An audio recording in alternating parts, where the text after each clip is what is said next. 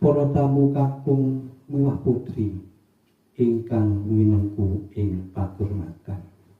Dewi cakeping atur ingkang sepisan Bobo Sekap ngambali ngaturaken pambekya wilujeng awit rawuh panjenengan wonten ing papan bahagian.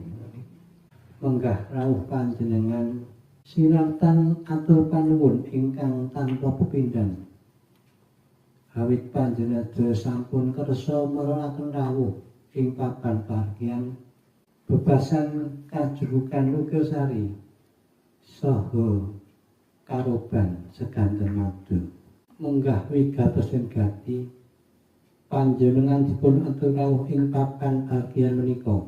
Bobo Sirikap nglampahi kewajibanipun tiyang sepuh mahargya simi ingkang ases